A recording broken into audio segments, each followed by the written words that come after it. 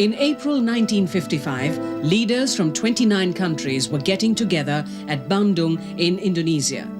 Their aim to reiterate their commitment towards world peace and exhibit Afro-Asian solidarity.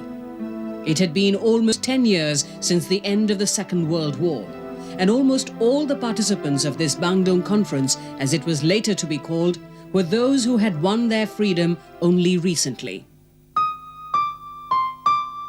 Jawaharlal Nehru, then Prime Minister of independent India, dominated the session. It was here he articulated once again his famous doctrine of Panchsheel, his mantra for world peace. He had delved deep into the country's civilization to find this word. It was coined from Buddhist precepts, the Noble Fivefold Path. After Bandung, Nehru gained recognition as a statesman and frontrunner of the Afro-Asian world. Nehru's search for a foreign policy converged with his urge to give independent India the security of self-reliance. Only a few years earlier, this mantra of Panchsheel had been adopted as a preamble in the treaty India had signed with China. These were the heady days of success of Nehru's foreign policy. He straddled the international arena, respected as a statesman and a visionary. By the time the Conclave of Nations officially formed the non-aligned movement in Belgrade in 1961, Nehru, Nasser of Egypt and Marshal Tito of Yugoslavia were acknowledged as the architects of this unique international diplomatic tool. The foundations of India's foreign policy had, however, been shaped even before the country had won independence. Nehru and his colleagues saw in the struggles of other nations lessons for themselves.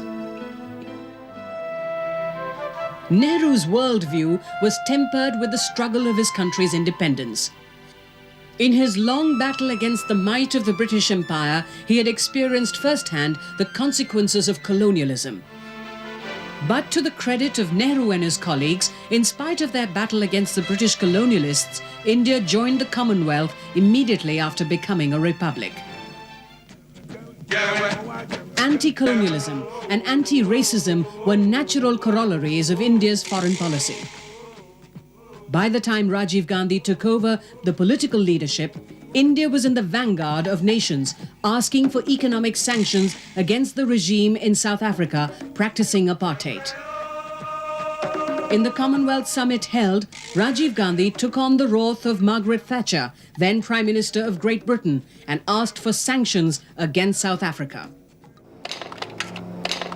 Indian foreign policy came under strain after the collapse of the Soviet Union and the propagation of the validity of the unipolar world theory.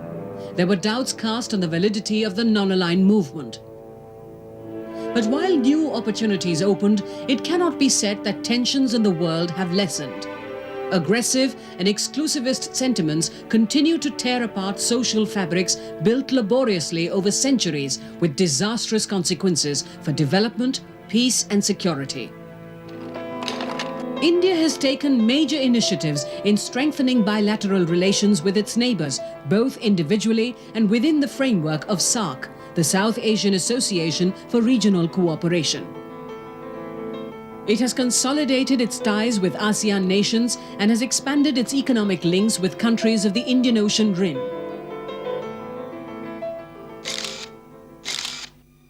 Five decades after independence, the principles of Indian foreign policy remain relevant to the needs of the nation, and India continues to speak up for the developing and underdeveloped countries.